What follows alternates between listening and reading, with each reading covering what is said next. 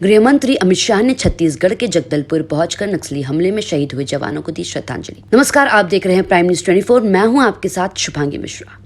खबर छत्तीसगढ़ से है, जहां गृह मंत्री अमित शाह सोमवार को जगदलपुर पहुंचे और उन्होंने नक्सली हमले में शहीद हुए जवानों को श्रद्धांजलि दी। इस दौरान शाह के साथ छत्तीसगढ़ के सीएम भूपेश बघेल भी मौजूद रहे।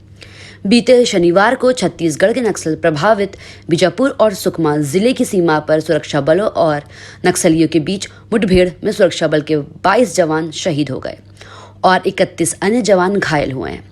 अमित शाह ने कहा कि सरकार शांति और प्रगति के ऐसे दुश्मनों के खिलाफ अपनी लड़ाई जारी रखेगी।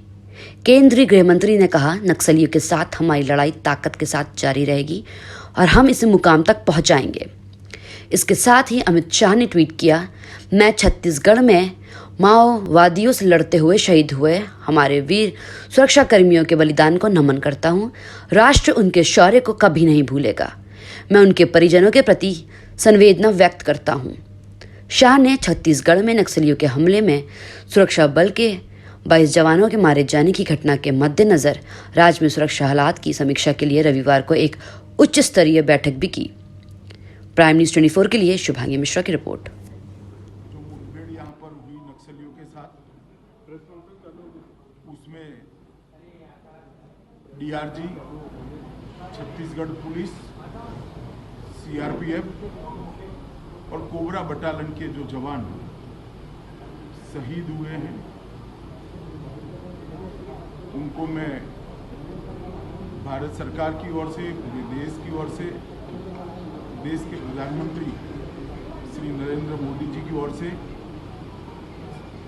श्रद्धांजलि देता हूं। उनका ये सर्वोच्च बलिदान व्यर्थ नहीं जाएगा। ये लड़ाई को निर्णायक मोड़ पर पहुंचाने के लिए उनका बलिदान देश हमेशा याद रखेगा। विगत कुछ वर्षों में नक्सलियों के खिलाफ लड़ाई निर्णायक मोड़ पर पहुंची है और इस दुर्भाग्यपूर्ण घटना ने इसको और आगे बढ़ाने का काम किया है। हम 2 मकाम और आगे बढ़े हैं। आज छत्तीसगढ़ शासन के मुख्यमंत्री बघेल जी के साथ सभी फोर्स के अफसरों के साथ अभी रिव्यू मीटिंग भी की और रिव्यू मीटिंग के अंदर ये लड़ाई की गति किसी भी तरह से कम न हो,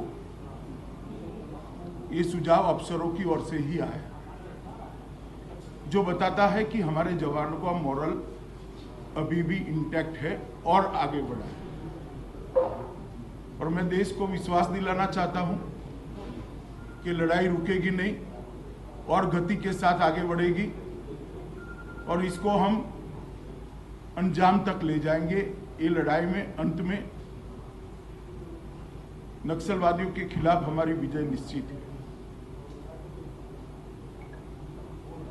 विगत 5-6 सालों के अंदर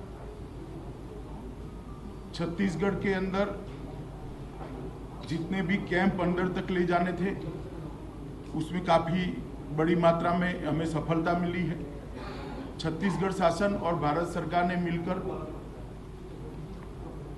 अंदर जाने की गति को बढ़ाया है और उसी ही जुल्लाहट में इस प्रकार के घटनाएं सामने आती हैं।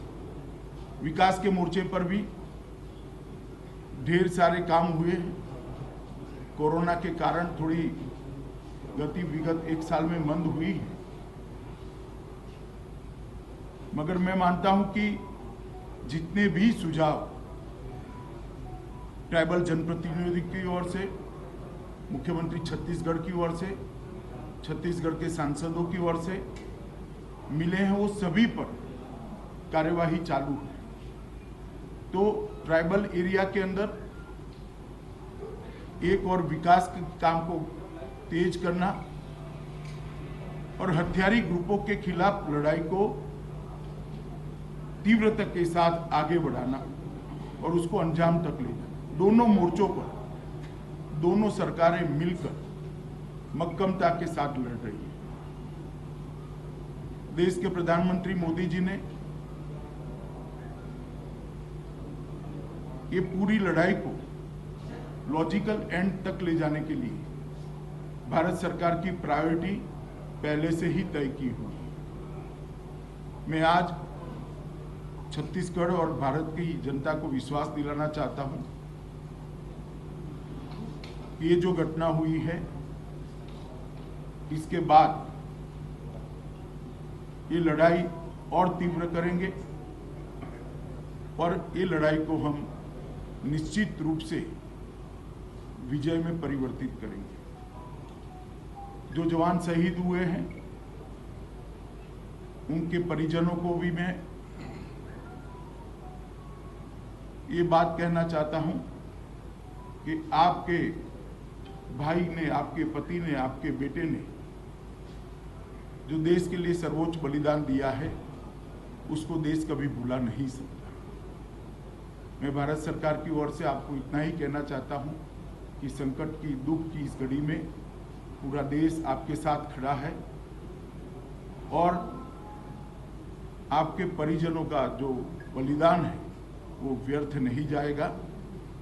इन्होंने जिस उद्देश्य के लिए अपना सर्वोच्च बलिदान दिया है, वो उद्देश्य को हम जरूर सिद्ध करेंगे। फिर से एक बार मैं शहीद हुए जवानों को श्रद्धांजलि देना चाहता हूं और उनका सर्वोच्च बलिदान जो है वो व्यर्थ नहीं जाएगा, इसके लिए मैं देश को विश्वास दिलाता हूं। हवाई हमला भी